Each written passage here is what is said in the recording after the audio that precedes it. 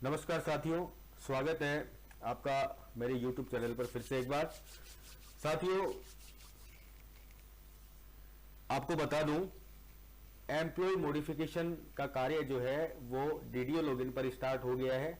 अभी employ login पर employ modification का कार्य स्टार्ट नहीं हुआ है, डीडीओ लॉगिन पर कार्य स्टार्ट हुआ है। वो सारी की सारी प्रोसेस आज हम इस वीडियो में देखेंगे और वीडियो लंबा हो जाए तो साथियों स्किप नहीं करें। और मेरे चैनल पर पहली बार आए हैं तो प्लीज मेरे चैनल को लाइक करें, वीडियो पसंद आए तो शेयर करें और चैनल को सब्सक्राइब करें। तो चलिए डीडीओ लॉगिन के माध्यम से IFMS 3.0 में लॉगिन हो जाते हैं साथियों, और उसके बाद एम्प्लॉय मैनेजमेंट को क्लिक कर लेते हैं। एम्प्लॉय मैनेजमेंट को क्लिक करने के बाद में आपको यहां पर एम्प्लॉय मैनेजमेंट का ऑप्शन दिखाई दे रहा है, हमें यहां पर क्लिक करना है। थोड़ा ऊपर लेंगे और यहां पर क्लिक करने के बाद में हमें यहां पर काफी सारे ऑप्शंस जो है वो दिखाई दे रहे हैं। Employ transfer management, employ modification, group management, employ absent statement, substance management, post and designation mapping, verification और एम्प्लॉय पुल डाटा। ये सारे ऑप्शन फिलहाल वर्केबल पोजीशन में है। हमें जाना है एम्प्लॉय मॉडिफिकेशन पर, तो मैं एम्प्लॉय मॉडिफिकेशन को क्लिक करूंगा और एम्प्लॉय मॉडिफिकेशन को क्लिक करने के बाद में आपको यहां पर और ऑप्शंस दिखाई दे रहे हैं, जिनमें आप देख सकते हैं पर्सनल डिटेल है, सर्विस डिटेल है, एड्रेस है, फैमिली है, नॉमिनी डिटेल है और पे एंटाइटलमेंट है। तो ये सारे के सारे जो ऑप्शन हैं ये सारे के सारे वर्किंग पोजीशन में है। तो चलिए पर्सनल डिटेल पर जाएंगे हम, और पर्सनल डिटेल पर जाने के बाद में आपके यहां पर जितने भी एम्प्लॉइज हैं वो सब की सब लिस्ट आपको यहां पर दिखाई दे जाएगी। अब हमें जिस भी कार्मिक में संशोधन करना है, मॉडिफिकेशन करना है, हम ये जो सामने आप देख रहे हैं मॉडिफाई का जो बटन आप देख रहे हैं, आपको साथियों यहां पर क्लिक करना है।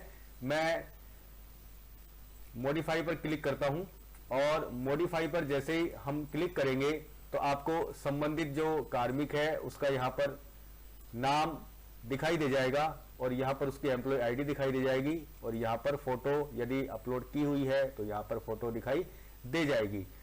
अब साथियों हमें इसमें करना क्या है, हमें इसमें यहां पर फोटो अपलोड करनी है और फोटो अपलोड करने के बाद में इस अपलोड बटन के माध्यम से आप उसे अपलोड कर सकते हैं।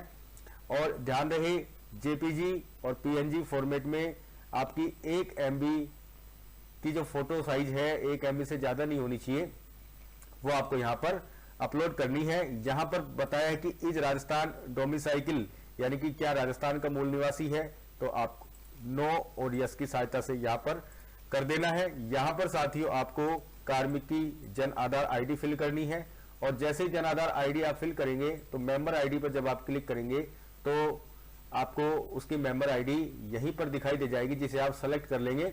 इसके बाद में आपको कार्मिक का फर्स्ट नेम, मिडिल नेम और लास्ट नेम, जेंडर, आपको डेट ऑफ बर्थ और यहां पर हाइट का ऑप्शन है। फिर उसके बाद में तो हाइट भर लेंगे आप, ब्लड ग्रुप का ऑप्शन है और आइडेंटिफिकेशन मार्क जो है वो आपको यहां पर भर लेना है।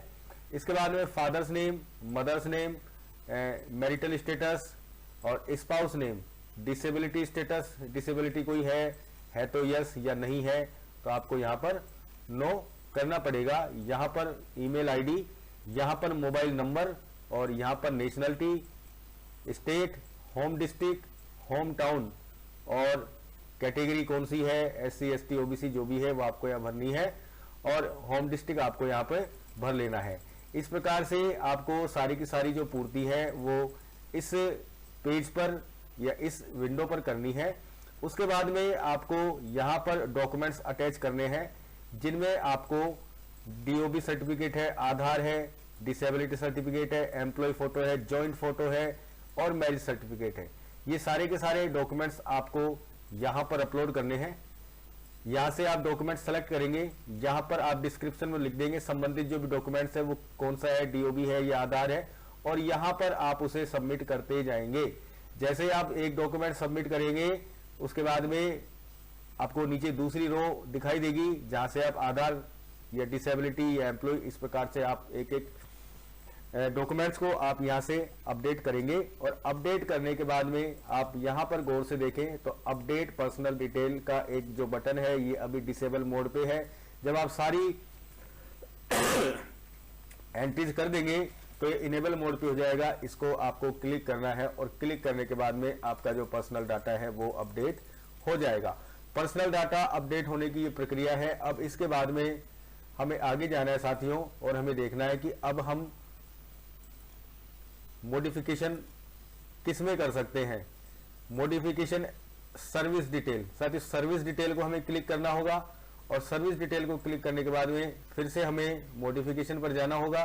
और मॉडिफिकेशन पर जाने के बाद में आपको यहां आपकी जो सर्विस डिटेल है वो सारी की सारी आपको यहां पर फिल करनी पड़ेगी। आपकी जो भी सर्विस से संबंधित जो भी आपके जो इंफॉर्मेशन है वो आपको यहां पर भरने होंगे। तो मोस्टली मैं आपको बता देता हूं कि आप यहां क्या क्या फिल कर सकते हैं। यहां पर आपकी जो कैटेगरी है वो भरनी है सर्विस कैटेगरी। ये आप देख लेंगे कि आपकी स्टेट सर्विस है या सबऑर्डिनेट सर्विस है, या इस ड्रॉप डाउन लिस्ट में जो है वो सब आप देख लेंगे और उनमें से जो भी आपको सुटेबल लगे वो आप भर देंगे। यहां पर सब सर्विस कैटेगरी, साथियों ध्यान रहे सबऑर्डिनेट के लिए राजस्थान एजुकेशन सबऑर्डिनेट सर्विस को भरना है और स्टेट सर्विस के लिए राजस्थान एजुकेशन स्टेट सर्विस के नाम से भरना है। ये देखिए राजस्थान एजुकेशन सब ऑर्डिनेट सर्विस, ये आपको यहाँ पर दिखाई दे जाएगी। राजस्थान एजुकेशन ये कॉलेज ब्रांच है, ये ऊपर वाली जो है ये आपको भरनी है राजस्थान एजुकेशन सब ऑर्डिनेट सर्विस। और यदि आप स्टेट सर्विस में हैं तो आपको भरना है राजस्थान एजुकेशन स्टेट सर्विस। यहाँ पर आपका जो डेजिग्नेशन है सर्विस कैडर के हिसाब से वो भरना है। सर्विस स्टेटस आपका क्या है, रेगुलर है या गेस्ट फैकल्टी है। सब सर्विस स्टेटस भी आपको यहाँ पे सेलेक्ट करके भर लेना है। एम्प्लॉय स्टेटस और एंटाइटलमेंट स्टेटस,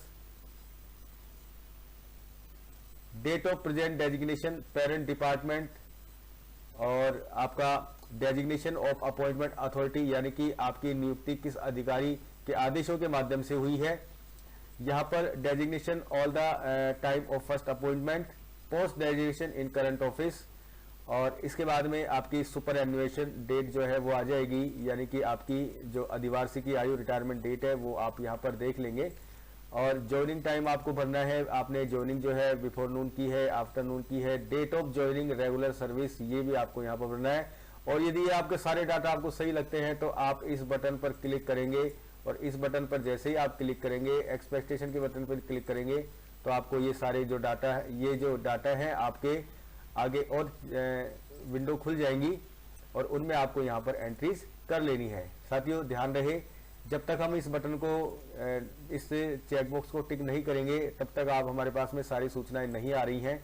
और जैसे ही हम इसे क्लिक करेंगे तो आपको यहाँ पर सारी सूचनाएं आपको यहाँ पर आ रही हैं, जिसमें आपको ऑर्डर नंबर भी भरना पड़ेगा, ऑर्डर डेट भी भरनी पड़ेगी।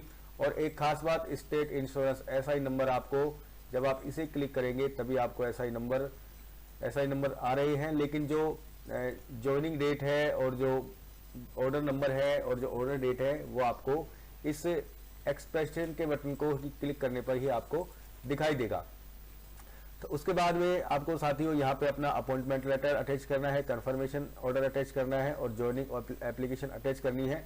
और उसके बाद में आपको यहाँ पर वही जो इनेबल बटन है, डिसेबल बटन है वो इनेबल हो जाएगा और आप यहाँ पर क्लिक करके और इन डाटाज को आप अपडेट कर सकते हैं। इसके बाद में साथियों आगे बढ़ते हैं। अब हमें एड्रेस, जो एड्रेस है वो हमें यहाँ पर अपना सही कर लेना है। आपको परमानेंट एड्रेस और करंट एड्रेस दोनों एड्रेस भरने हैं। यदि आपका परमानेंट एड्रेस ही आपका करंट एड्रेस है तो आपको यहाँ टिक कर देना है सिंपली। और टिक करने के बाद में ये जो आपका परमानेंट एड्रेस है वो आपके इसमें करंट एड्रेस में भी आपके यहाँ फिल हो जाएगा। उसके बाद में फैमिली और नॉमिनेशन डिटेल है वो भी आपको यहाँ पे देख लेनी है। ये आपको यहाँ पर आपकी जो भी डिटेल है वो आपको यहाँ पर दिखाई दे जाएगी। अभी इसमें अपडेट का ऑप्शन मुझे दिख नहीं रहा है। और पे एंटाइटलमेंट में भी आपको अपडेट का ऑप्शन दिखाई दे जाएगा।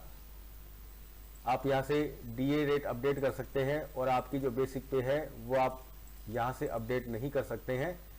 और ये आपका जो हाउस रेंट अलाउंस है ये भी आपको यहाँ से कर देना है। और मिलते हैं अगले वीडियो में, तब तक के लिए नमस्कार।